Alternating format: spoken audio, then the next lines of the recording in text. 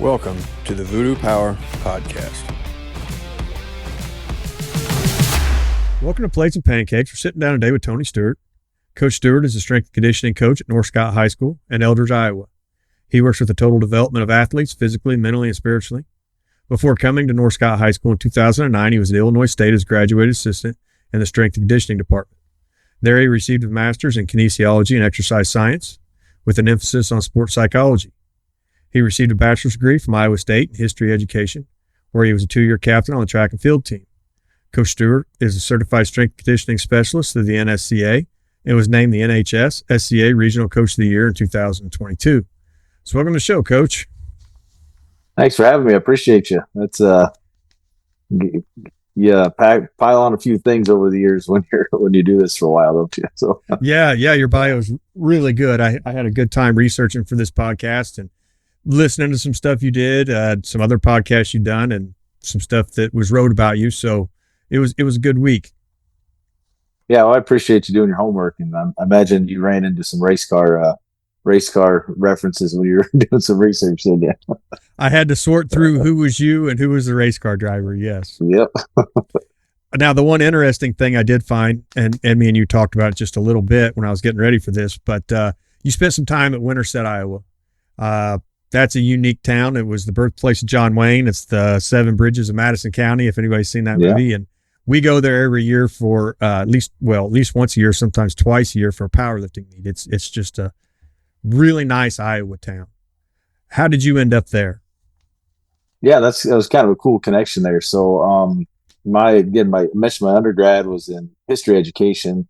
I got my start in strength and conditioning by training as a track and field athlete, right? And my first job was teaching, and then I was trying to find a job after college, and a connection at Winterset. The principal there was actually a student of my dad's from when he was a teacher and a coach, and not just was a student who the family had gone through some tough times, and my dad was a really influential part of their life.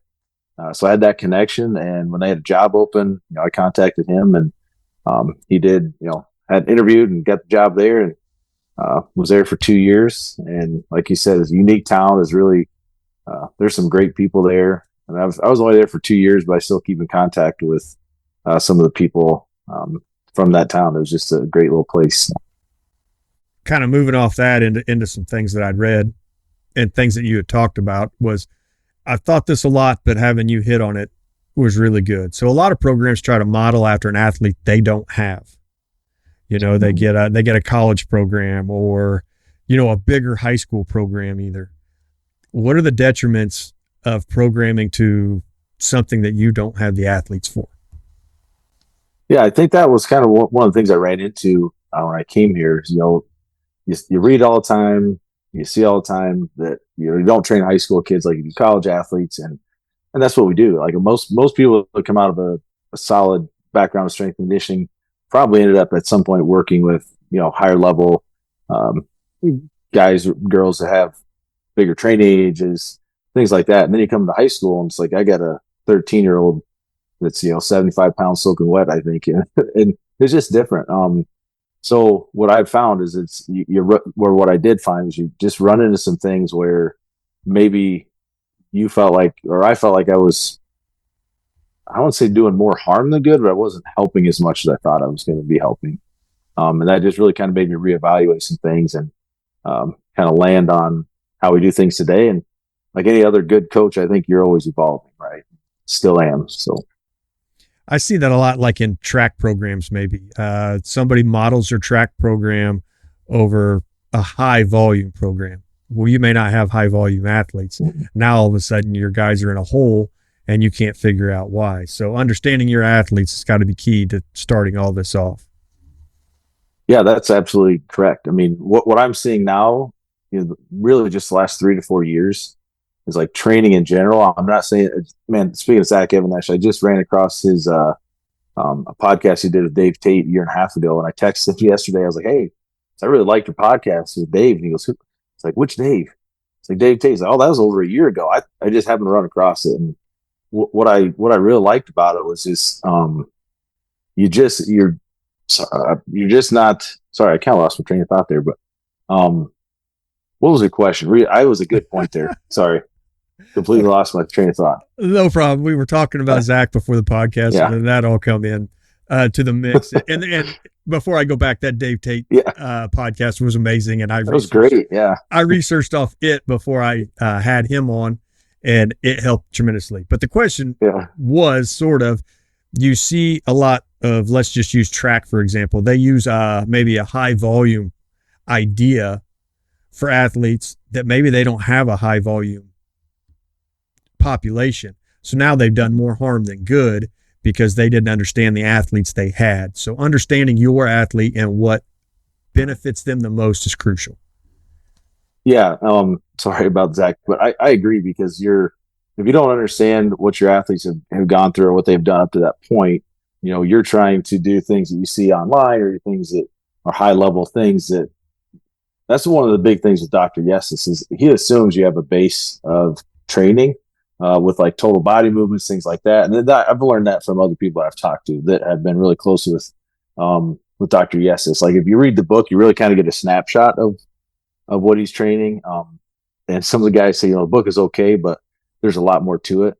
But yeah, if you try to do things your kids aren't prepared for, you end up burning the steak. You hear that before, or one of the big things that I like to utilize, or I like to say, is that if I try to do advanced training methods with youth or young kids, like what is there for them in the future, right? So let's try to get as much out of simple training as we can now. So then when down the road, after they've made some progress, their training age is high. Well, now we have to figure out what are the things we need to do to manipulate, and I say it's whether it's their college programs or professional as you get older, you're going to get results if you do some of those things, but at what cost and is it necessary? So that's kind of what I've landed on with our training group is we can get a lot of results doing things the way we do without necessarily having to be super complicated. If that makes sense. Right. And so you don't think I'm rude. I'm taking some notes because you're hitting on one point after another. So, no, please do. I completely took us off track. I had some good and forgot what we were talking about. No, that's perfect because it's always great to get down some of these rabbit holes. So before I get too far into the 1x20 and a few other things I had an idea on, bringing up Dr. Yesus, do you look into his explosive running method as well, or are you just all of his stuff? Is that what you use? So I've read most of his books. I have Explosive Running. One of the really good ones I think people would say shy away from, but the titles of the books aren't great. And I'm going to mess up the title, but it's something with women's soccer training. And that's where you get a lot of this deep dive into like the lateral agility and the cutting methods and things he uses. So that's a good book. And I utilize a lot of what he does, but it's not the only thing we do. And I think it's with every other program. I mean, exactly what you said before. It's really hard to just look at a book or read something and say, I'm going to do exactly that. So it kind of evolves and you end up using bits and pieces of a little bit of everything. But yeah, so that's kind of my base of reference where I start with Dr. Yes's philosophy, and then I'll kind of build off of that as our kids grow and get into higher training ages. But understand, like the most a kid has for us, in my opinion, so far is maybe 5 years by the time they leave with me. Now, some kids may train on their own. Oh, that's what I was. Some kids may train on their own when they're younger, junior high age, go to the YMCA or local gym. But usually, again, Zach references in that podcast. It's what he did, right? I'm going to do my bodybuilding stuff, my back and buys. I'm going to get bigger. I'm going to look good. So then for us, we got to try to just educate, here's what we want to do as an athlete, which is a little bit of a different style of training. So our training age is usually fairly low. Now, another note I had taken in there, and you said it. Now, I may have it in there as a question later on or not, but now it's probably the time to talk about it. You kind of bumped on it. Don't use all your bullets before you need to. Just right. use what you have to use to get the job done. That way you don't run out of ammunition at the end. Absolutely. I'll give you some things that I do that maybe a little different than Dr. Yes. I still like to clean our kids. Number one, I enjoy doing it, but what I found is most of our kids enjoy doing it. And we'll go through just when our kids are young. So eighth grade, we had a really good eighth grade group come through their freshman this year, but we would do some sort of clean variation every day, 3 days a week. But we would never go more than, man, maybe 12 total reps. We do 3 sets of 4 or 3 sets of, and I mean, warm up to the next set, to the next set. And we did it for probably one semester after like actually catching. I had eighth graders that cleaned over 4 or 5 that cleaned over 200 pounds. And all we did was 3 sets every day. I mean, of some sort of variation. And we didn't need to have a really deep Olympic program. It was just the consistency and the neurological adaptations and getting stronger that way. Because we didn't have to. It was just simple, and it was fun to watch them get stronger, And now they're freshmen, and I'm excited for this group as they come through because they're going to be. It's a good group. You touched on it there a little bit, and I'd held on to it for a second, but now it's about the best time to talk about it. Is you're looking at a long-term training program. I mean, you have kids 5 years, so looking at the whole body of work that you're expecting an athlete to put in and where you want them to leave your program. How do you determine where you want to start and kind of where you want to end up? Yeah, good question. The starting point is probably much like any other coach who works with young kids. If you listen to Joe Kinn and the tier system, they talk about block zero. And it's funny because before I even knew what the tier system was, Landon Evans, a friend of mine who really smart guy, he was at University of Iowa for a while, but he was at Illinois State with me. Now he's a little bit more on the academic side. But when I came to Illinois or to North Scott, I called him. I'm like, Landon, what the heck do I do? And it kind of evolved into this program that we use for our incoming freshmen or incoming eighth graders initially. And it's very similar to like the block zero stuff, right? You're starting with bodyweight mechanics, learning how to move. Again, through your studies in exercise science, neurological adaptation, like your first however long you're training, you're going to get stronger, but it's not necessarily muscular, right? It's just learning how to move. Now all of a sudden you're coordinated enough where you can move the weight, then you can build strength. So that's kind of how I determine where we start, right? Is looking at these kids and just seeing how they move, body weight, light body weight, sticks, all those things, light weights, dumbbells.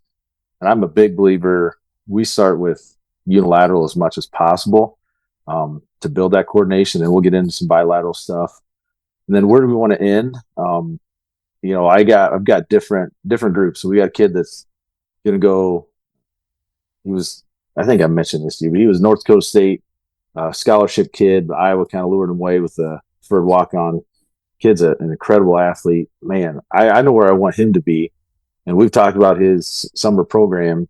And some of the kids that are kind of his mold, we work to where, yeah, he's understanding. He's doing some lower volume, some higher intensity things. But that's also the sport he plays. It's also what he's going to be doing in the future. We have some other kids who I don't think are necessarily ready for that based on their, again, training age, even within our program, their consistency, and then what their goals are post high school. So I kind of so we level our classes. And I'll have kids in different classes based on those types of adjustments, if that makes sense. So. Now, we talked about Joe Kinn there a little bit in the tier method and some of the other things. What kind of landed you on the one by 20? So, well, the first time I ever heard of it, I was in Virginia. I was at Jay's seminar. And I've been back multiple times to the seminar when I can get there. Great people. They care about what you're going through as a coach. And have you ever been down there to Central Virginia Sports Performance? I've heard a lot about it, but no, I've never been. Okay, so imagine me. I'm a high school coach, right? I work with 14 to 18-year-old kids, and I'm in a room with. I shared a car with Anatoly Bondarchuk to go to grab lunch, and that's just one example. But there's so many high level, high professional people.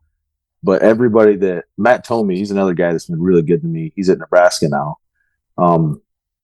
It didn't matter that I was a high school coach. Like, they valued my input. They valued the things that I was going through.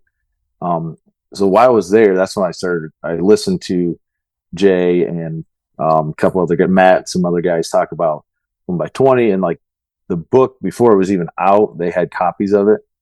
So I got a copy of it, started doing some research, and what it just landed on was really what I was looking for. Going full circle back to the beginning, when I said I always just was frustrated because we were training kids after that block zero, after that first year, it just basically went right into how I used to train college athletes. And I just felt like, man, there's got to be a better way for high school kids. And I've really, now I think there's some things that, I know there's some things that have changed on from when I first started 1x20 stuff to now. But I really like that as a starting point for our kids. And it's been a really positive thing with what we've done. So that's kind of how I landed on it. Now, I'll be honest, I know just enough about it to have a small conversation. I am not deep into it. We probably use some of the principles, but looking at it, when you're setting that up, how do you decide where they need to be to start the program? So do you mean like with our freshmen, or do you mean? Yeah. So reps, you know what I mean? How do you land on the weight you need to use? And do you start at the 20? Do you work up to the 20? How does that come into play? Good question. So I've actually done it kind of a few different ways. What I usually like to do is we'll start with somewhere between 6 and 10 reps, depending on the exercise. And I'll actually start by almost a little bit of Charles Poliquin type tempo work. All right. Because I really like the motor control when you ask them to control their tempo. Right. So if we're doing, like I said, we're doing a split squat or a lunge or something, I'll have them control down.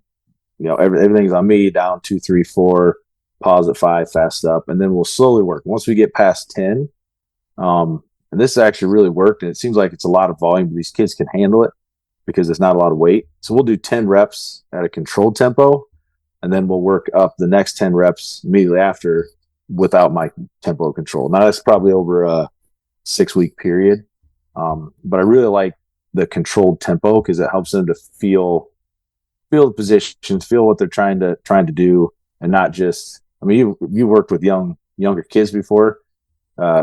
Man, some of them just you ask them down to a lunge and they go down to fall. Right.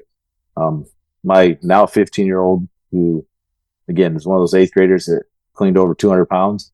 When I first started working with him in 5th grade, like I learned from him, he couldn't do a split squat without falling. Right. So that's like, oh man, I really need to be more patient with some of these kids. And that's really kind of where we've started. I really, if I could say anything that's different than than the book, was I really like the controlled tempos, and then we work up to the 20s. Now, are you taking that to right at failure, or do you want them to leave with a couple reps in the tank? I'm kind of cross-referencing this with some of the stuff that like Metzger talked about, when he was working bodybuilding. So I know they're two different things, but in my head, I'm trying to sort it out.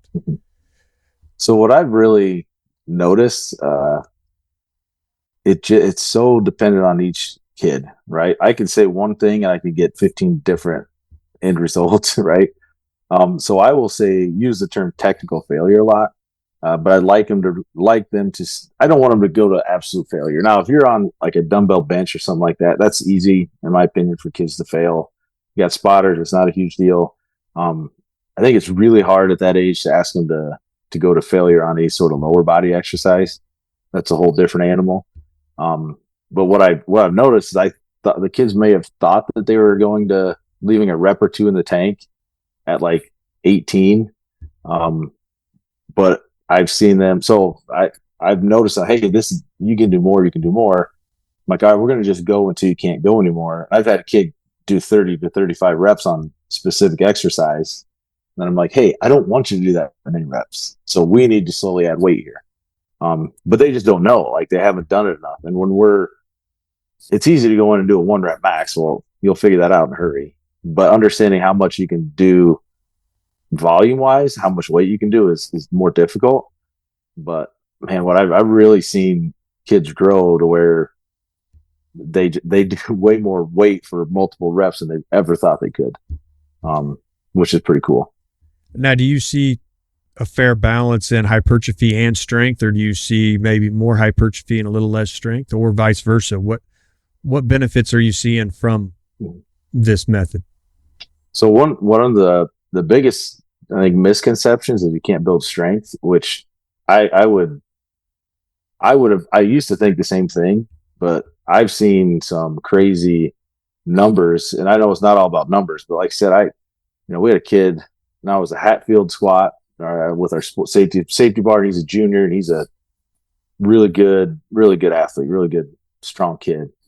I mean, he had 500 pounds on the bar, and he repped it for 14 times. Like, now he's holding on to the rack, and he's not, but we don't have handles. He was just stabilizing. And I'm looking at that. I said, most time, if you had a kid do 500 pounds one time, you're pretty excited about it. I'm like, 14 times, you're pretty strong, right? So he's one kid where I've told him, I say, we need to kind of figure out something different, because we're trying to squeeze a whole lot of blood out of this turnip where we can probably work in another area. But yeah, I've seen strength numbers be through the roof that maybe you wouldn't expect to see, if that makes sense. Yeah, that's what I was wondering. Yeah, I was kind of like you. I didn't know if the correlation would be there or not. Obviously, you're getting benefits, or you wouldn't be doing it. So to talk to somebody that's running this style training is new for the show. So this is awesome. A lot of people think that and I may have even been on this boat too, but they think that the 1x20 is just like an entry point into strength and training. But you're running it as a 5-year model, and somebody could run it even longer. How do you dispel that myth that it's not just for your young guys or your young girls in the gym? Yeah, I think what the difference is would be the time you spend in the different rep ranges. With our young kids, like our first year kids, we're going to be in the 20 rep range for the better part of the entire year. We're just going to teach them new exercises, right? You do your same progressions, but we're going to do a counterbalance squat. We're going to do a front squat. We're going to do different exercises for 20 reps. As you get older, that's going to change. That's going to get lower, right? So we may spend 4 weeks doing 20s after, like, say you get in an off season. And that's what I've seen with some of my colleagues or people that I know that run this in the college setting. After their season, they'll spend 2 to 3 weeks in maybe up to 4 in the 20 range. And then your the different volumes, because 20, 14, 8, and then it's 8 and 14, or 2 sets of 8. Just kind of depends on what you're looking for, what you're going for. And that can segue into more traditional training, right? And I've done that even with like I said, the kid that I'm going to Iowa, and the other kid that's pretty strong. Like, we're going to get down to some lower volumes, but we still started with the higher volume. One thing I love, the kids, they hate it, but they love it at the same time. The ones that really get it, it's that strength endurance. Man, I'm not shaping it. Then when they go, I've had multiple kids go into college and come back and say, man, what we do, I was ready for it. Right. Like, yeah, right. You're ready for that lower volume because you built the base of what we've done, like this strength endurance, that you're seeing 3 to 5 reps on things. Right? Oh, this is cakewalk, and they love it. So. Yeah. And, we don't do the 1x20, but we do a winning warm up. So you're high reps for 4 sets. So we do something like that. And the size, the muscular endurance, the way they feel, I agree with you 100%. They hate it when they're doing it, but when the light bulb clicks and they understand, well, then it seems like their level of interest really peaks. Yeah, and that's the key, is how do you get them to understand what you're trying to do. Good friend of mine, I've had him on here before, maybe, or you may know him, Preston Peterson. We talked about him. He's on this big time strength. We talk about just educating kids as much as you can. Him and I, we train kids differently, and that's fine. But it's our goal is to try to teach them, understand what we're trying to do. And some kids, light's gonna click for them. They're gonna keep coming back. Some it may not, and that's okay. You just have to keep. That's one thing I've learned. 15 years of doing this is, it doesn't matter what I do. Like, some kids are gonna love it, some kids are gonna hate it, and I'm gonna have to just keep working, trying to educate as much as I can. And it's like a football coach, right? If you don't believe in the system, you're gonna go out. You're not gonna win. Right. So, like, unless you believe in it, you're not going to get a whole lot of benefit from it. So, and your smart kids will test you, because they'll start asking questions to see if you know. And there's been many a days out there we've erased the whiteboard and started drawing out, strength curves or body systems and different things like that. And it's like when that light bulb goes off and they see that it's just not you randomly picking out exercises, the buy-in shoots through the roof. Yeah, and I love that. I mean, that keeps me sharp as a coach, right? So like if you ask me why, I better have an answer. And what I've found out, where I've learned to, is if I don't know something, usually I'm going to be able to justify what we're doing, but maybe it's something else within training I may not know. I'll not lie, or I'm not going to. I'll say I'm not sure, but I'll find somebody that knows, and we're going to figure this out. That's how you get kids buy-in and just like respect you, right? Because we're all just trying to figure this thing out, and you've talked to so many people, I'm sure, on here, and everybody's going to have a little bit different philosophy, different ways to do things. But the cool thing about it is there's no one perfect right way, right? So you can always be searching for that, holy grail, if you will, and never find it. But that's the fun part of training and coaching. And then you get those kids that the light bulb comes off, and then they want to come in and talk to you about, why don't we do this? And then all of a sudden you got a 16-year-old saying something that you're like, why don't we do that? And it just opens up just so many possibilities.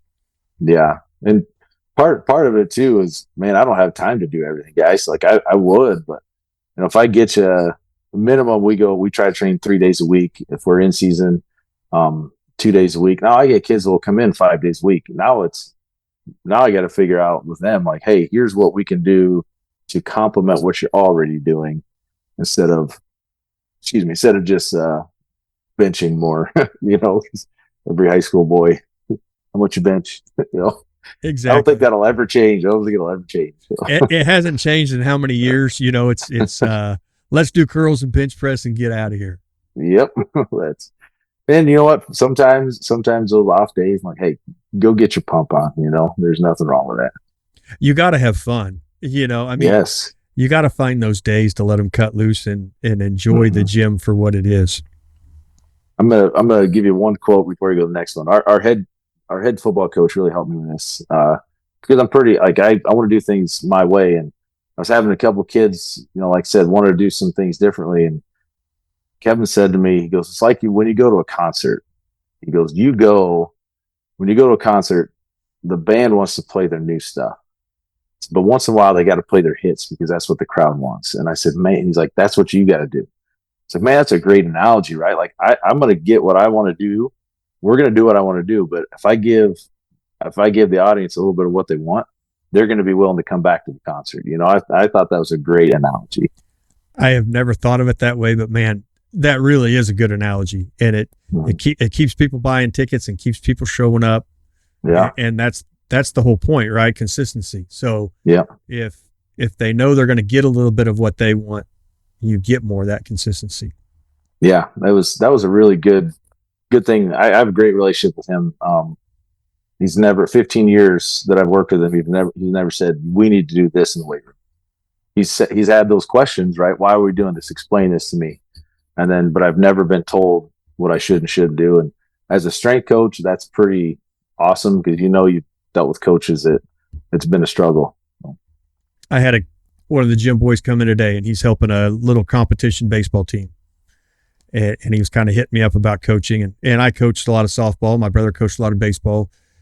And I told him, the thing that I might regret is I didn't always enjoy the kids for being kids, because the wins and losses took over, or something stupid took over. But at the end of the day, just enjoy them being themselves. You got to practice what you want to practice, but when they're there, they need what you just said. They need some of the old stuff to kind of let them have fun and keep them showing up.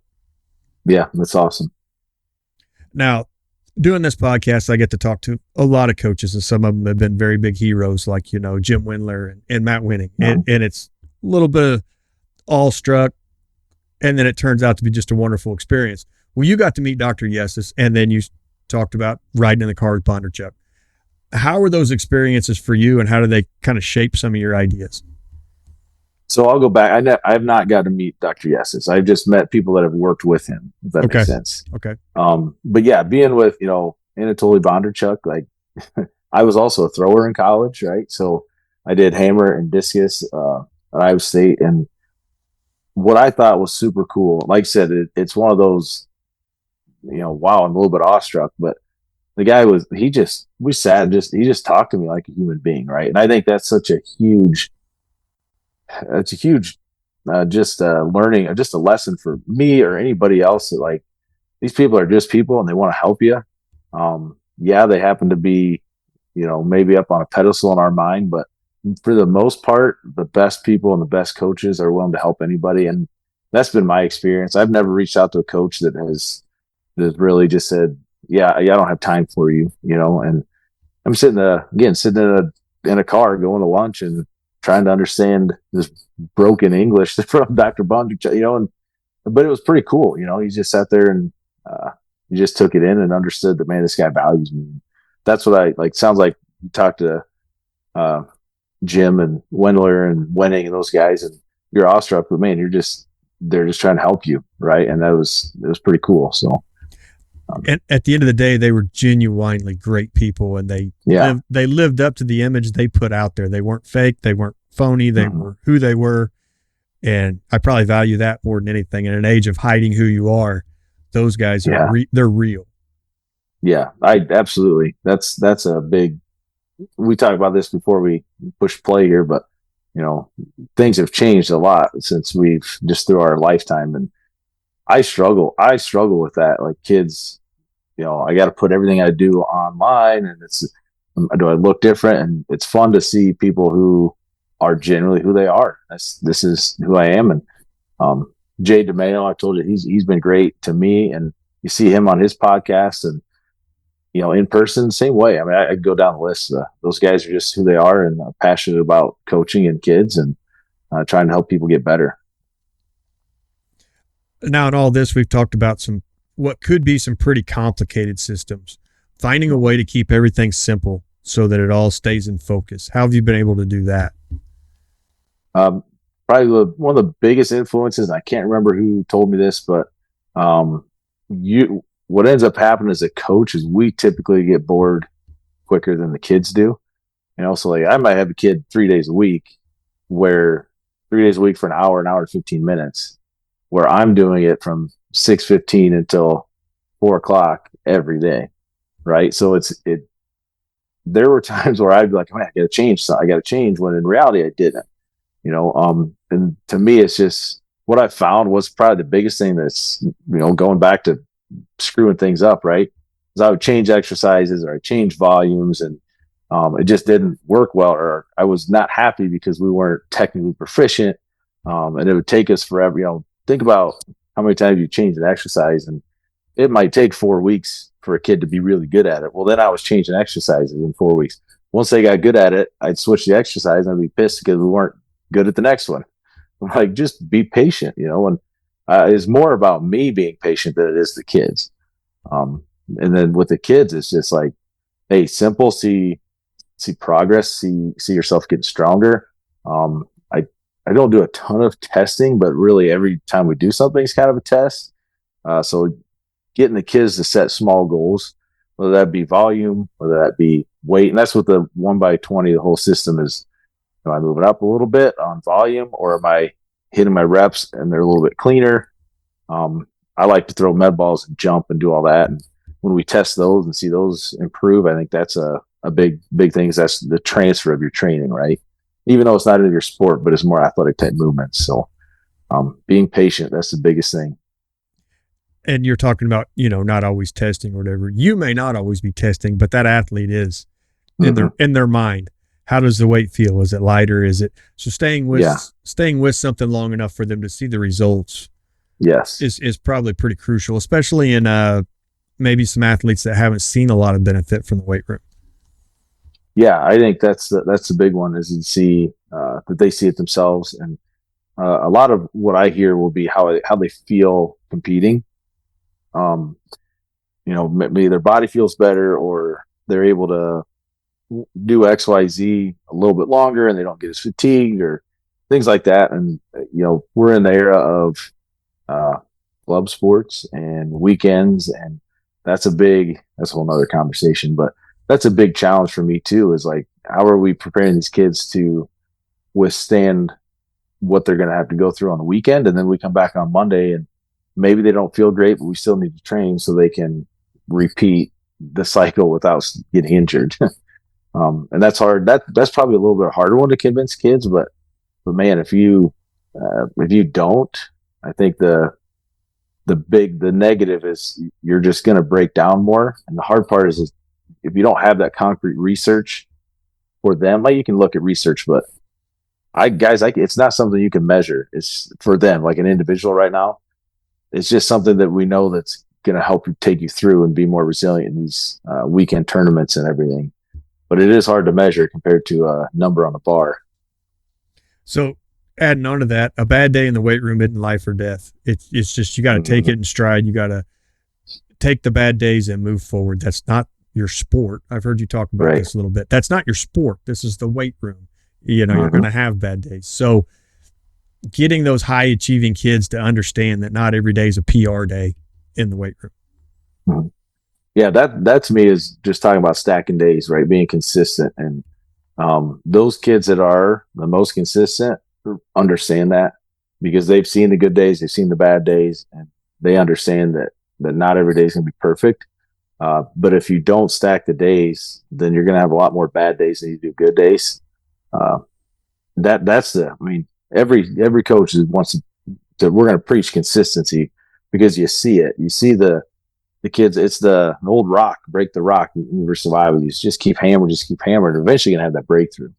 And the key, and I think the hard part as a coach is when you might be stuck in those areas where you've been doing it a long time and you're feeling not making a lot of progress. Can you fight through it? Can you stay consistent? Because if you don't, now you're really going to set yourself up to fail.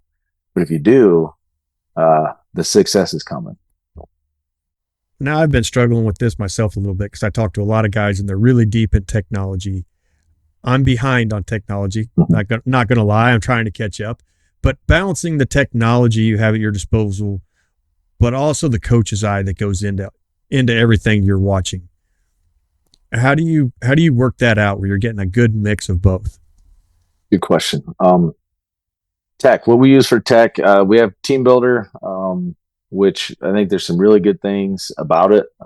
It's streamlined my process quite a bit, but I do miss having paper. I do miss having it in front of the kids. If I need to adjust something, I can write on it. So there's things that I miss about just using the old Excel templates that I had.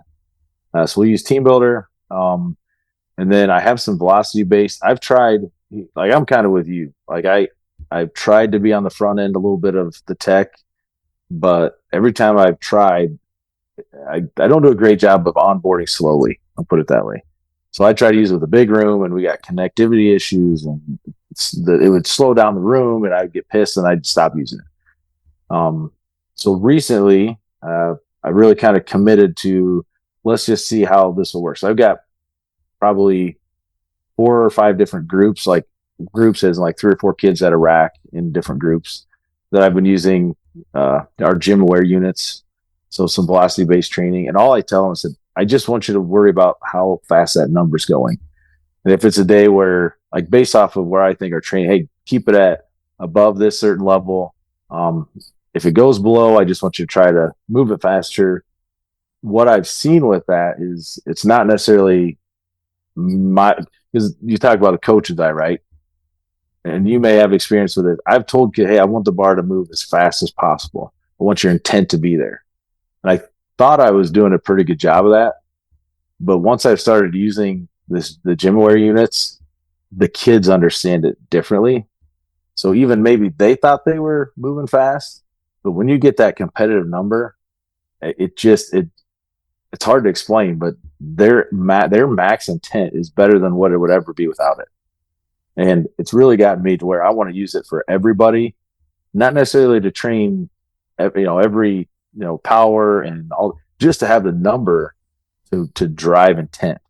And then it gets competitive. And what's fun about it, I told you the kid's going to Iowa. He's got some other kids that are training with him, and they'll have different weights, but they'll be competitive on how fast the bar is moving based on the weights that I'm giving them, right? And that's what's fun about it. So I've been a little slow to the tech thing, but I do think there's some really big benefits. But sorry, I know I'm rambling, but you got to be patient. Like to me, I need to understand it really, really well and know how to implement before I can have the whole group do it. And that's where I think I was trying to do it before I really knew what I was doing. I think I'm to the point where you're talking about. I was looking at a gravity box. I was looking at E-nodes. I was looking at a few other things. About that time, Coach Fahey's getting ready to release his stuff.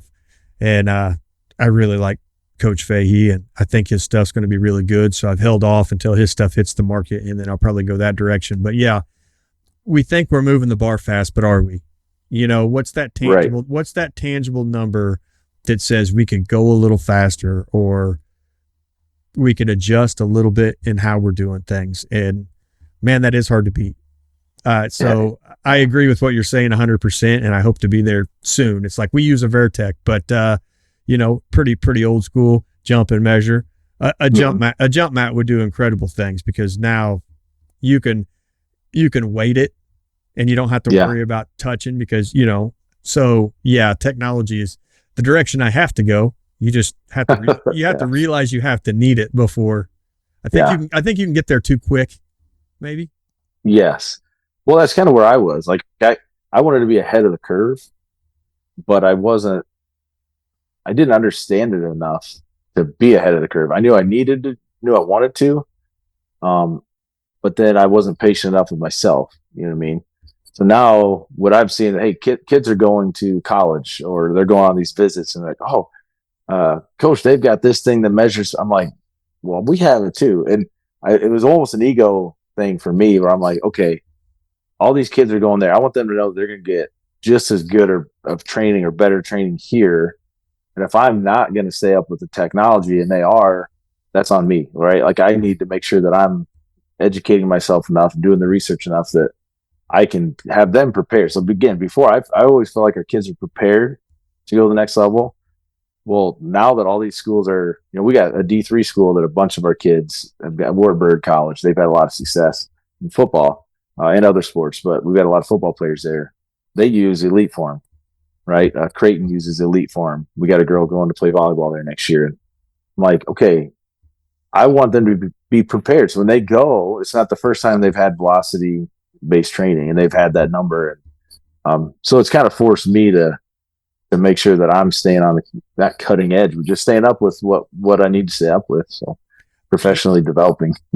And what was really eye opening is I got to talk to Tucker C the other day down in Georgia, and you see him on Twitter. He just come out with his Google speed sheets. And so I got his Google speed sheets from him and started looking at them, and man, they're just unbelievable. They're unbelievable what you can look at and what you can filter and what you can track. And it's like, you know, there's a lot to be said for living under a rock, but I think I kind of need to get out from underneath it and see what some of these guys are doing.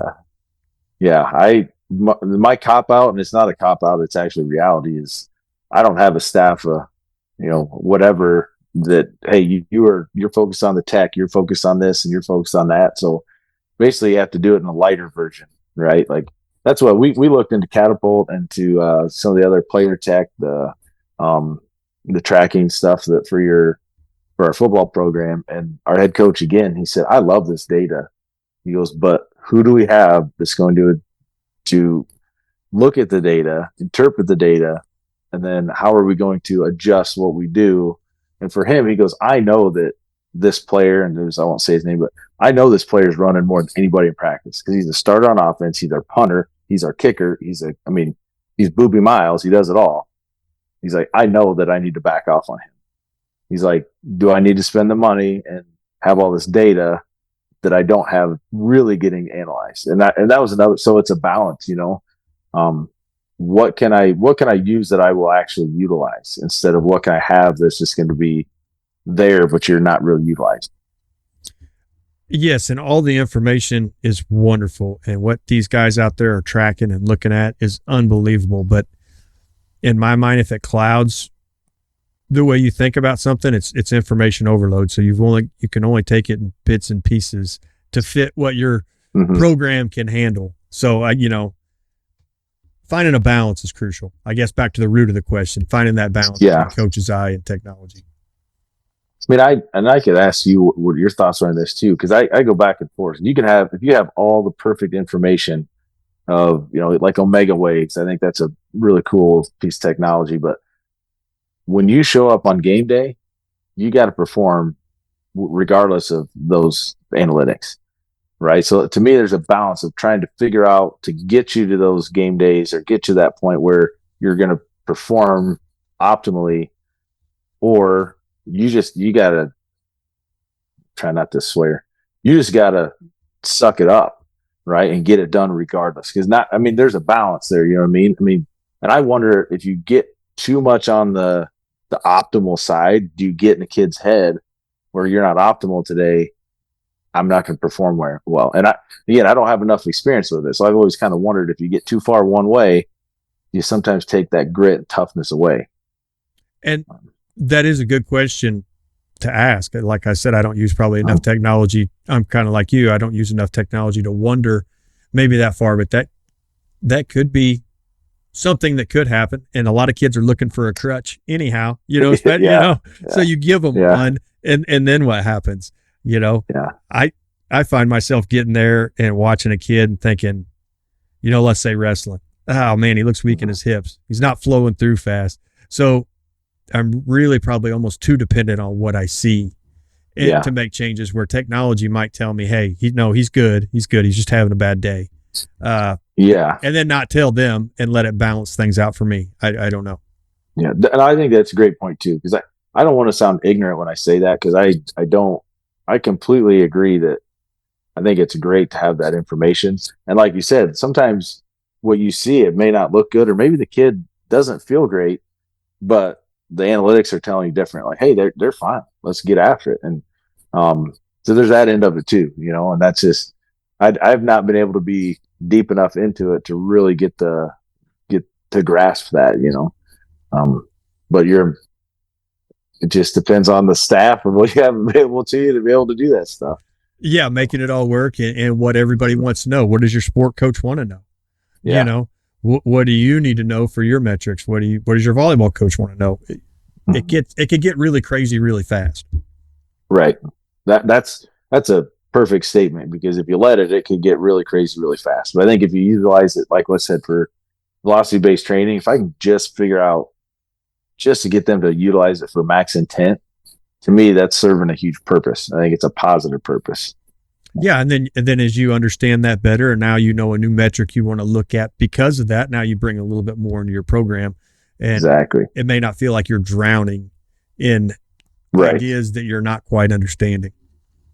Yeah, the internet can really make you feel like you should do a lot, but then you're, like I said, drowning. Exactly what you said. You can be drowning in information. Now, we hit on this a little bit ago. I was talking about the boy that come out and he's starting to coach a competition baseball team and just trying to navigate him on his way. But learning to love the people without necessarily liking them. That's a skill. And hopefully as I'm getting older, I'm starting to embrace that. But how have you been able to do that? I'm not perfect at it. I can tell you that. So my dad was a teacher and a coach forever. A couple of the things, the wisdom he bestowed on me when I first started teaching, he said, Tony, he's like the good kids, or the kids, some kids are easy, right? You're gonna have those relationships. That's gonna be easy to build. He goes, you find the ones that don't have the friends, that are maybe off in the corner, that aren't the ones that are, they're gonna make those relationships. Like those ones you see, guys, if you get them working for you, then the rest of everything is gonna fall apart. So if you're gonna seek out those kids that maybe don't always want to fall in line, don't have the relationships, you're the one that drives that. It's like that's going to help your environment everywhere. So that was the one that always stuck with me. And then two, the kids that are hardest to love are the ones that need it the most. I think about that a lot, because I have high expectation. I want kids to do certain things a certain way, and sometimes some people make it really hard to love them, even though that's when I pull back and say, well, I know they need it. And I'm going to give an example. This kid's not even an athlete. He's just in our classes. He was so bad in our classes last year, as far as the distraction and the not doing what he's supposed to do, that I didn't even want to allow him to take class this year. But he did. And he has had such a different, the change in that kid has been so huge. And it's not anything I've done. I'm telling you, other people that have worked with the kid, but I didn't, the beginning of the semester, instead of just writing him off, like I kind of in my head, I wanted to, I know this kid's a problem. I gave him another chance and I started to try to work on that relationship. And now I like him and he's a good kid and I enjoy being around him. And that's just one example. But another word I'm going to use is humility, right? I have to be humble myself, put my own ego aside and reach for those relationships. And once you start building that, um, it helps a ton uh, because we're the adult, right? I'm the adult. I'm the one that should have to suck up my pride and go to you. So That kind of takes me back when I was chasing cows for a living. You're always looking for sick cows. Well, they're all going to have snotty noses and they're all going to, they're all going to cough. Them aren't the ones you're worried about. The ones you're worried about that they don't follow the herd to the feed bunk. They stay back off by themselves. They try to hide it the best they can, but they're going to show you that they need the attention to get better. Yeah. And I think kids are a lot the same way. They're going to hide it from you the best they can. And then it's our jobs as adults to pick out the ones from the herd that maybe need more of our attention. Yeah, no, you're exactly right. It's not easy, we're going to miss here and there. And, but I think being humble, having humility to be able to do that, put my own ego aside. That's the biggest thing is getting rid of that. And just, you're there to love the kids. And, that's where your best relationships, that's where your best wins come from too, Taking that a little bit further, you kind of work through that. Now you're trying to teach the kids to embrace hard things and that challenges are just something to overcome. Getting that through their head. Yeah, I think that's your consistency in your relationship too, right? Hey, once we're good now, like, are you able to take this? It's good, and we talk about it. Training is just an extension of life. Like sports should be an extension of the classroom. Should all be an extension of life. And we talk about if this is the hardest thing you're going to go through, it's pretty easy, And I know most of those kids have gone through difficult things in their life, whether it be at home, whether it be on social media. There's hard things you're going to go through. So we tried about, and I said earlier, stacking days, right? Don't worry about next week, the week after, 10 years down the road. What's the next thing? Just tack the next thing. And this might have been a Jocko podcast thing, but I love it when my own kids repeat things that I say. And it comes back to get me sometimes because anyway, I love it. But I tell our kids that first battle, so we have a group that trains 6:15 in the morning. Your first battle of the day is your alarm clock. Don't hit snooze. Snooze isn't even an option for me because if I hit snooze, I just lost that first thing in my life I lost that day. I want to win the first battle and then I can do the next one and the next one. And I've heard my 15-year-old, he's gotten up to his alarm probably for 5 years now. And one time have I had to come wake him up. And I think that was because he said it wrong. And it was just, he's like, it's the first battle, Dad, I got to win it. And I love that. And so that I kind of take that approach, just take one thing at a time. If you win that battle, all right, then you can be ready for the next one. And it's not always easy, but you just keep having those conversations with kids. And then when they do have those successes, make sure you just praise the heck out of them. Hey, that was awesome. And that's what I'll give you my own rambling, but the kid I was mentioning earlier that I didn't want to have in class. So I just had our food bank. Somebody had donated a bunch of Muscle Milk Pro containers. I'm talking 15 of them. And they said it's not something they could use. So they gave it to me to give out to kids that I thought might need it. So how cool was that? If you could have seen this kid's eyes light up, I said, hey, I've been really proud of you. You've had an awesome year. I just wanted to give you this because I've got these donated. I got to give them out to a few kids. And I didn't say what or why, but his face just lit up. And I'm like, that's a win. That's what you do this for, and it's pretty cool. So if you can do things like that to reward kids, I think it's a big win. Now you hit on it there in all of that, but pushing the weight room as an academic area so that you're getting growth mentally and physically, making that a classroom. How have you been able to do that? So I was fortunate. That was was set up before I came here. So probably all the way back 99, 2000, they've got PE classes where they were able to do training in PE classes. And I just think lifelong fitness, is such a huge thing. Most of our kids most of our kids that are doing sports don't necessarily need the extra like traditional PE where you're doing games, and the kids that aren't doing sports don't necessarily want to do them in PE. So they particularly they enjoy the training part of it more because that to me is more applicable to an everyday life style type thing. When you look at just our physical literacy, health and wellness, things like that, like we do everything from conditioning to speed to body movement to, I mean, you're a strength coach. You get it, right? There's nothing more physical, just from a health and physical literacy standpoint than what we do compared to, and I'm not knocking it, but compared to, hey, we're going to go play badminton. Well, those sports and games, those are okay, but what are you going to do? And to me, the rise of CrossFit over the years, that's been a huge selling point. I'm like, hey, I want these kids, who knows when they're adults, they're going to, I want them to continue to train. And a lot of them are going to go that route. So they should learn some of these fundamental skills. So when they get there, they're confident in walking into a gym, and they can walk into the gym and compete and train and feel good about themselves. And I think that's, I've had no issue here at all. I know some people do, but I'm fortunate in the place I'm at that we got the right people behind us. So, well, and talking about that, you've had 2 incredible weight rooms built since you've been there. Yeah. So developing a dream weight room, how much time goes into figuring out what you want, what's going to be utilized, what hits the flow of the room, and what's just excess? Yeah, time. The biggest thing that I learned was, anything that we're going to get, I need to make sure we're going to utilize, right?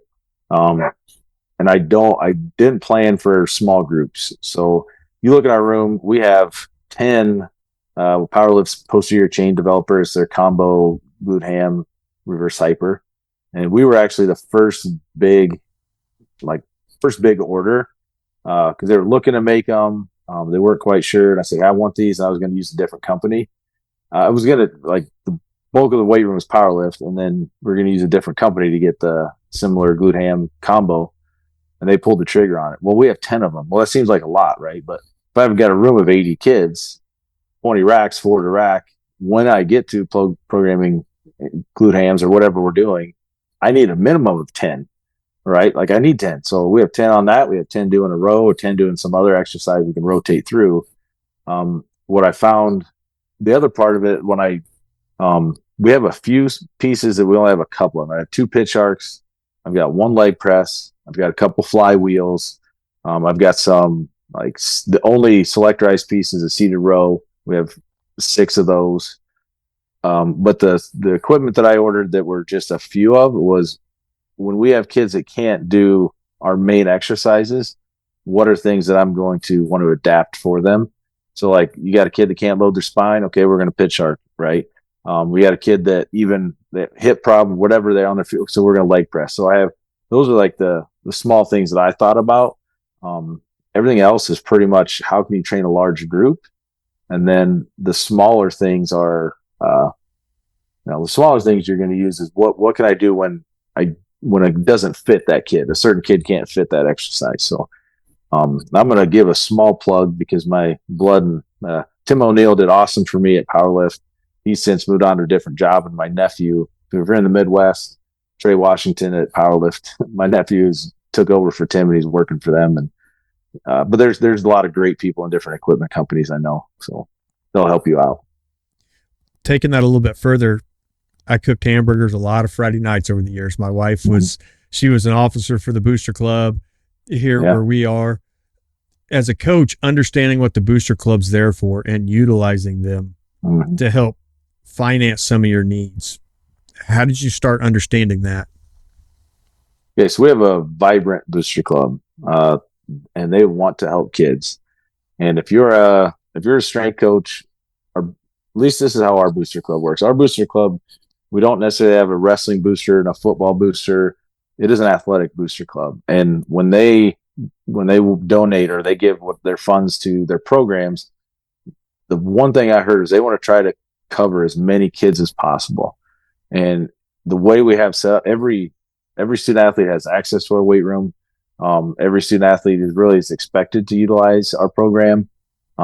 So when I go to them, um, they're like, hey, this who's against everybody? Well, that's awesome. Everybody's going to utilize it. Now they still will get into individual sports, but when they have an opportunity to hit everybody, I think that's a really, really key for them. And I, before that, so before we were able to get our new equipment, that was a big safety issue for us because some of the old equipment was, I literally saw a kid racked a 225 squat kind of light, and it tipped the rack forward and it shattered the mirror in front of the rack. I'm like, okay, so we need new equipment. But then when we got the whole new facility, which we went from probably 4,500 square feet, which is still decent, to now we have a 10,000 square foot weight room with another 12,000 in gym space.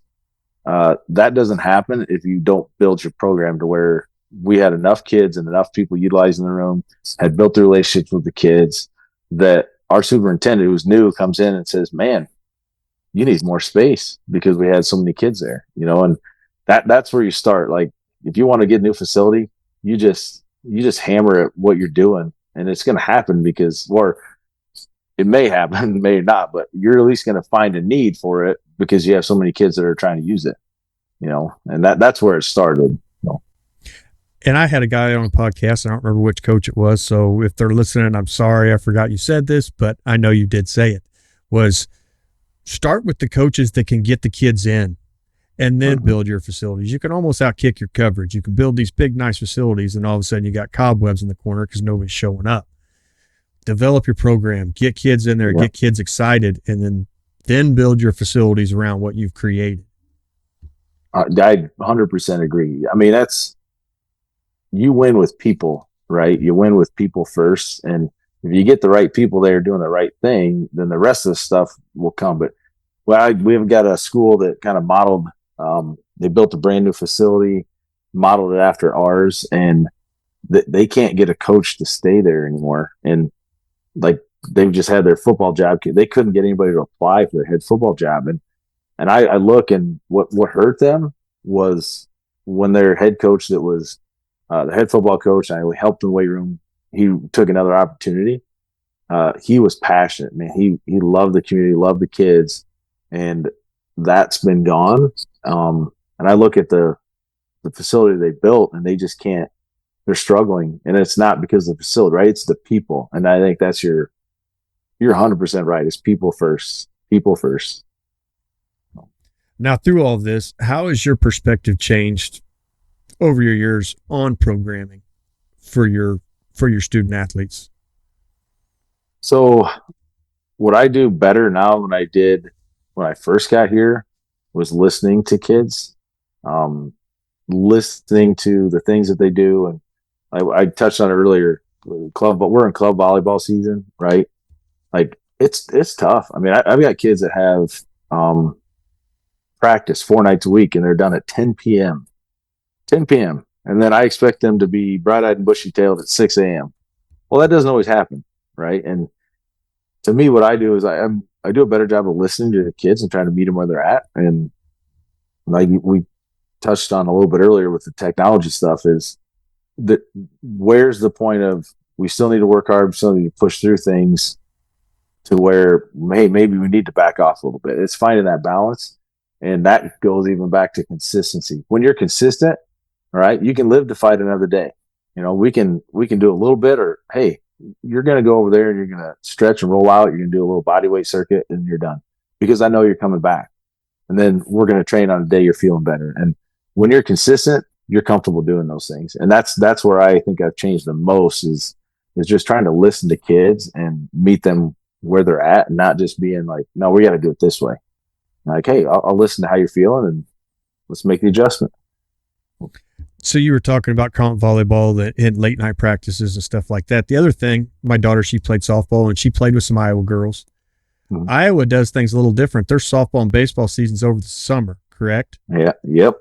So you've got football players you might be trying to get ready for football season, but they're in baseball over the summer, so that's their focus. Or you've got volleyball players, but they're in softball, so there isn't that break like there is in other states. So managing that, how difficult is that, Yeah. or does it work itself out?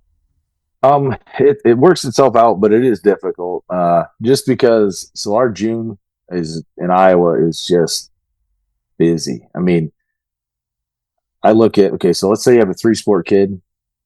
You've got football open fields, you've got baseball games, practices, you've got wrestling camps and open gyms. I mean, you could have three 2 to 4 hour, like 3 2 hour practices in a day in different sports. And what what what I found with our coaches is coaches have there's two things. So I completely understand where our baseball coaches or softball they may get frustrated, but there's a balance. They need to because if you tell a kid, "Hey, you got baseball, you can't do X, Y, Z," that doesn't help because those kids that let's say you're a baseball second, I'm a football first guy, but I will have baseball.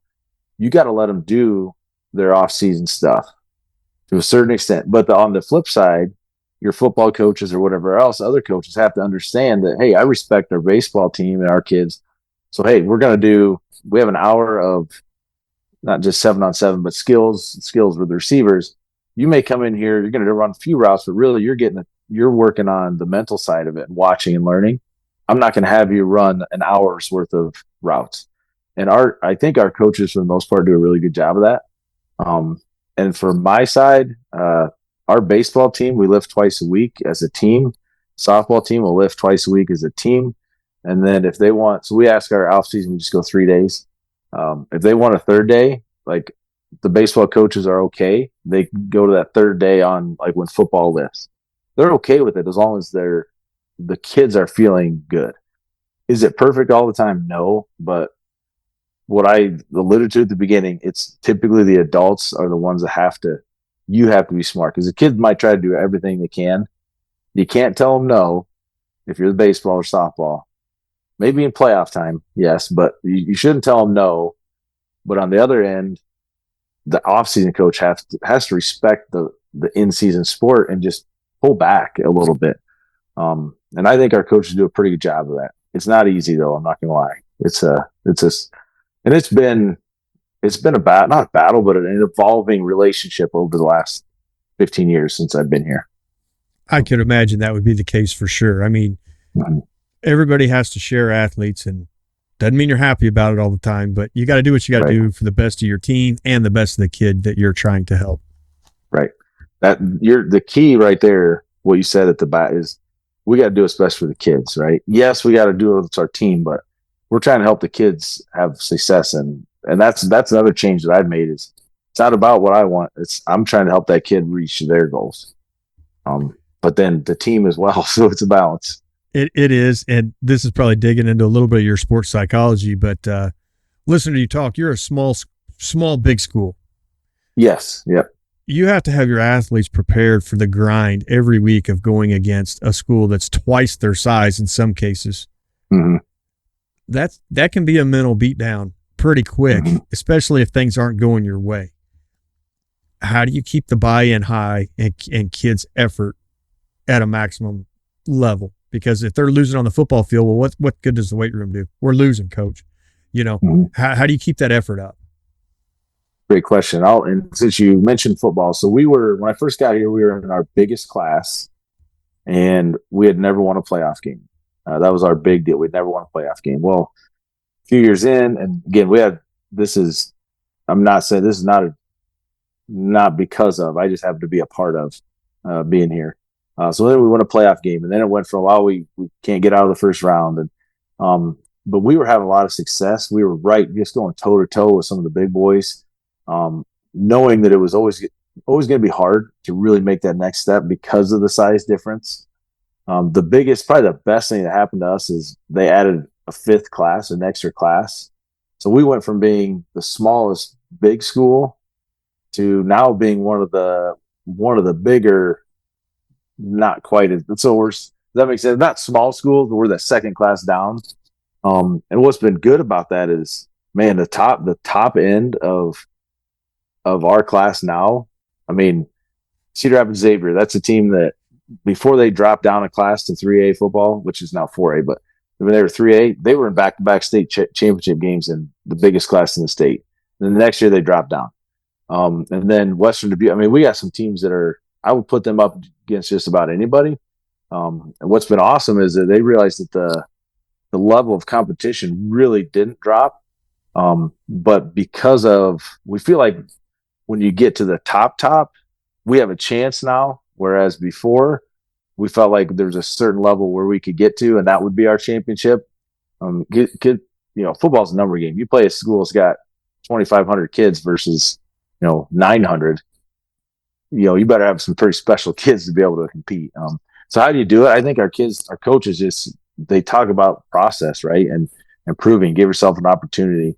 The smaller sports, or I should say, smaller number sports.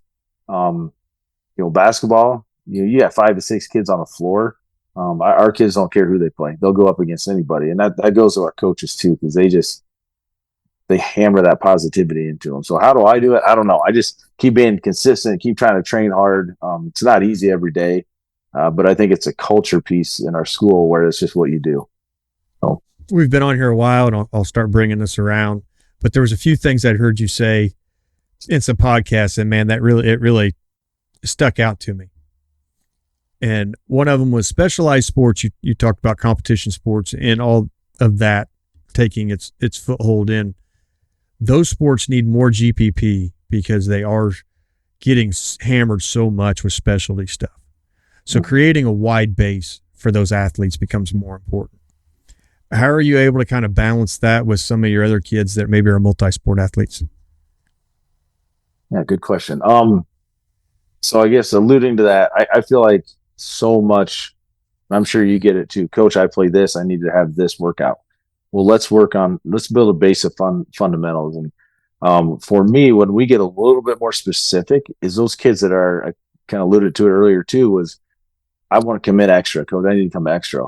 Well, when you come extra, now I'm going to give you the carrot. So like our baseball kid that's a pitcher, we're going to do some general stuff for shoulder health for everybody, right? Because I think it's important for everybody. When you come in here, hey, now we can work on a little bit more separation of the hips and understanding, not because you've done the meat and potatoes. Now you can focus a little bit more on that. So that's the carrot from that for that extra. And then the big thing too with those, we have a few kids now, and I'm sure you get to that are specialized. They only do this sport, but it's getting them to understand that they do it so often. You have to be the antithesis of what they do to keep them healthy, or else you can overuse things. And man, it's a balance, and it's just a conversation. And we have a student that high level volleyball athlete going Power 5 next year, and she didn't love the weight room, and she didn't necessarily love what we did in the weight room. So I reached out to her future coach. I said, hey, can you help me out here? Like, what can I do to get her prepared to come to you? And I was just, he was awesome. He emailed me back a huge thing, long thing. And I looked through it, and I just started laughing. I'm like, we do 98% of what he's doing. Some of them are variations, but what that's done is I've built that bridge with that athlete. And now she works hard and she's bought in. And it wasn't me. It was just her perception. Right. So like we sit down and say, hey, here's what you need to know. And I just look what we're doing here. See how that matches up. See how this matches up. You're going to be prepared. And now she's working her tail off. And it's been fun to see the progress that's been made, because now she can make that connection that, as a volleyball athlete, I do need these things. I think that's really, really important. Like I said, I had to humble myself a little bit, because my ego just wants the kid to say, oh man, Coach Stu, look, he's awesome. I'm gonna do what he says. Well, they got other people in their lives too besides me, So I may have to be the one that reaches out to them. So. And that's quite a stepping stone. I've noticed that here. I've got some kids going to some schools to play, and they're like, oh man, their workouts are so much different. They sent me a workout, and it's just so much different what we do. And I'm like, well, let's sit down and look at it. Mm-hmm. And I'm like, okay, I'm looking at this. What's different about this? Maybe they're using dumbbells. We're using a barbell. We can adjust, or Right. We'll just keep getting you stronger with what you feel comfortable with. And when you get there, at least you'll be ready. We could put maybe these dumbbells into the winning warm up. We can do things that when you hit their weight room, you will be prepared. But just because you're not seeing the exact correlation doesn't mean we're not like right there with what they're doing. A few tweaks on my end, I'll have you where you're successful in their weight room. Just, don't get overwhelmed. It's not that much different. We'll be fine. So, yeah, and that comes from my part. Show me your workouts. What are they looking to do? What do I need to change to have you more comfortable when you do hit their weight room? As an adult, that has to be my responsibility because the kid's just not going to put it all together in their head all the time. And I love to hear that from you because I said earlier, right? It's humility. It would be so easy for us to be like, what we're doing is fine, right? Well, no, hey, you're right. Because we care about the kid. Right. So you're willing to, hey, I'll make the adjustment. We're going to make sure you're good. And going back to our kid that's going to Iowa, they sent him their spring packet. He sent me, and they do awesome. They sent him links to videos for all the exercise. He got this big packet. He sent me everything he got. I looked at it. He looked at it. We sit down. He goes, can I just keep doing what we're doing? I said, yeah. I said, you're fine. As long as you're comfortable with it. He's like, yeah, it's pretty much, it's like, yeah, there's some small differences, like you said, but he goes, it's pretty much the same. I'll just hammer what we're doing. And I said, hey, one big thing, I like to clean. I like to pull from the floor. That was a personal preference. So I always teach everybody and I give the option. If you want to go from hang, great.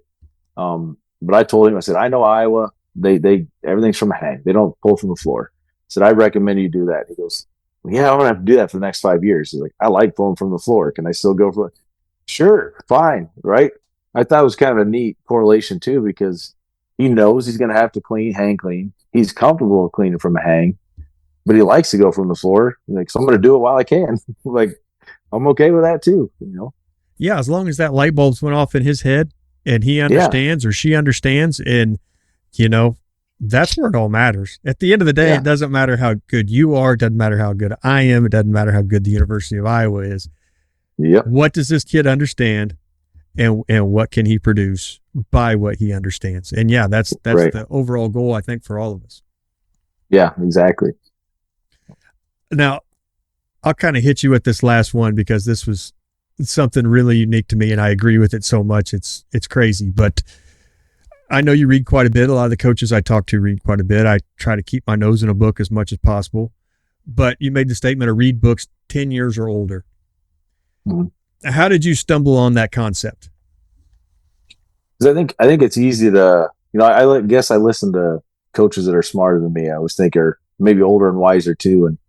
And it's easy to get caught up in what is new, right? And I think it's important to start looking at things that where things develop, where they started. And that doesn't mean, there's some great, awesome, newer books and things out there too. But I just think we need to make sure we're not forgetting some of the older stuff where we come from. And the first book, I bet most people were told this, but the first book I was ever told to read was Starting Strength. Right. I mean, I guarantee you about everybody on the podcast has heard that book. Right. And you go back and sure, some of the volumes, some of the methods might be a little not what everybody does anymore. But I learned a ton, right? You can be a technical master after reading that book on certain exercises. I just think it's good to go do that and go get some of those perspectives. Yeah. And you get to see what stood the test of time and what didn't, the tier system, that's getting to have some age on it. It's proven to work to the test of time. 5-3-1 starting to get some age on it. It's proven to work. Some of maybe the other programs haven't made it that long. So at least being willing to go back far enough to find things are going to work that people are still doing. That's going to help you in the long run. And then if you want to adapt to some newer ideas, we'll have at it. But at least you have a really good base. What's kind of funny is I don't know if anybody else would make this correlation, but because I've done some 5-3-1, some 1x20, and I feel like they're actually a lot more similar than what you would think. Because essentially your 5-3-1, you get your warm-up sets, say your 3 sets of 5, your last one is that plus concept. Essentially all those ones before are just adding a little bit of volume, getting warm-ups, and then you're doing a high volume set at the end. And because I ran 5-3-1 myself, and I'm not a puker, closest I ever got to throwing up was I did 20 deadlifts on the end of a five rep 5+ cycle with 5-3-1. About brought me to my knees, but like it's very similar. It's the concepts are similar, right? And you listen to Jim talk and how he trains his kids now, like it's super similar, just done a different way, just like we were talking about earlier, you know. But it just surprised me how I think it's you would if you looked at them deep enough, I think you'd find a lot of similarities. And maybe that's the genius of 531 is it's Mm-hmm. very chameleon like. You can run it in a tier system, you can match it up with the 1x20, you can fit it into a conjugate. It's the chameleon of programs, but the way it can teach you to program is so easy and simple, and maybe you don't get lost in the programming. But I agree. One year we took it to where we were keeping track of rep maxes and pound maxes, and you start getting up in there and you're telling the kid, all right, man, if you want a PR tonight, you got to pull this for 15, you know. Yeah. Yeah. You can see some shaky knees and some cloudy eyes when them deadlifts are over. Yep. What else are you reading right now? So I two things. The culture over strategy book. Head football coach gave that to me a while back, and I just finally started getting into it. That's just Texas high school football coach talking about. And this is I've got an 11-year-old daughter, and she's just super inquisitive about everything. And she's like, "What is culture?" And I explained it to her, and then she goes, "I think it should be called culture and strategy." Because you need them both. And I was like, I said, you're 100% right. But it was kind of cool to hear her talk about that because I explained what culture was and why it's so important. And then I had a guy in my church a few years back really challenged me without really challenging. He didn't know it. And I love this. He was an older guy. He was just passionate about his faith. And I don't remember what we were talking about, but he said, "You ever just read did you ever just sit down and read it front to back, the Bible?" I said, "I honestly, no. I read probably half of it because I took a class in college. It was Introduction to the Bible, and we had to read. But I was a college student. I wasn't really reading it for the way I'm reading it now. And that's something it's been a challenge. But I've tried to do it either physically or if I'm driving in a long distance, I'll pop on the U version and listen to it. That's really helped me get through the Old Testament. I told you that can be a little bit just hard to get through with all the genealogy in there. But those are the two books I'm in right now. So let's expand on that just a little bit. What is your strategy for reading through the Bible? If you don't have a plan, you're going to fail. Yeah. So right now, I'm going front to back, just cover to cover. I know there's different ways to go through reading the Bible, because it's not all chronological, right? Right now, I'm just trying to go front to back. And what's my strategy? When I'm in the car, I try to pop it on and listen if I'm going more than 10 miles, and then I try to do a little bit every day. And I also not I maybe this is wrong. I haven't given myself a deadline because if I say I want to get it done in a year, right, and I don't, then it's like a fail. And I just we've got so much in our life that if I give myself a deadline, I don't think it'll help me, if that makes sense. So I'm just trying to do a little bit every day, and sometimes it's a lot for a couple of days. I'll just hammer a lot, and then I may not go for the next couple of days. But that's actually been an okay strategy because then I don't feel like I'm getting behind if I miss a day. That makes sense. Right. So let me ask this then. When you read it or listen to it, how difficult is it for you to throw out any preconceived notions that you already have from whatever denomination you may be in and just listening or reading it for what it is and then deciding that maybe almost like training manuals, if you could throw out a preconceived notion that 1x20 is not going to work and read it for 1x20, well, then it changes your mind. Right. You've learned something. Are you able to do that with the Bible, or can you not escape your preconceived notions? That's a deep question right there. I don't know. I think so. I think I do a pretty good job of what I think I've done is because I grew up in church. I grew up in church, right? And you hear stories, and what I've found is I think I've got a deeper understanding of certain things because I didn't really understand it, even though I'd heard about it, right? Like 12 Stones, right? There's a band called 12 Stone. Um, this is almost I didn't even know where that came from, right? Until I read through that, and I understood the 12 stones in the river. That was really so it wasn't just the Red Sea that was parted, right? It was just like things like that. So to me, I feel like it's um, I don't know, some of the things that maybe the preconceived notions weren't necessarily um, uh, based on a denomination or a belief, but it was things that I've already known, but I didn't really know. Does that make sense? I didn't understand it well enough. So I think that's what's been good is I've been able to read and just kind of get the perspective and try to figure out, what they're trying to, whether they're trying to teach me or just what I'm trying to learn. But man, that's a tough question because I still have a ways to go, and give me a year and maybe we can talk again about it. That's, without getting into too much of a theological discussion, I found, that, like, let's just take the rapture for existence. Or, is it going to happen or is it not going to happen? Some people believe in it. Some people don't. I grew up where half the people told me yes, half the people told me no. Well, now I want to know for myself. So I have to read it and I have to throw out any ideas that somebody had said one way or the other. And then I have to identify that I already am biased. Very difficult, very difficult. But once you do that, then you're able to come to an understanding that at least you are comfortable with. I think you hit the nail on the head. That's what's important, because how many of us have just been like anything else? You're forced, not forced fed, but you're fed something, right? Hey, you're a West Side. I grew up West Side, West Side, West Side. It's just like training. Well, until you actually read, or hey, there might be other things, there might be different ways, there might be different interpretation. You can't. You just have to. And I mean, again, I am terrible at quoting scripture, but I know God says, you seek and you will find, right? And I think if you are truly seeking, you're going to have some clarity because you're the one doing it. You're not just letting somebody else tell you. You're the one that wants to do it. Your heart's in it. You're trying to figure it out. I think that's what's important to me, and that's what's helped me, is that I'm just trying to figure it out for myself and not just listen to that doesn't mean being a part of a community and a faith-based community is not important. I think it is. But really doing it yourself, that's where you teach somebody something, right? You're going to understand a lot more than somebody teaches you. So if I can try to teach myself, I read about it, I'm going to have a deeper understanding.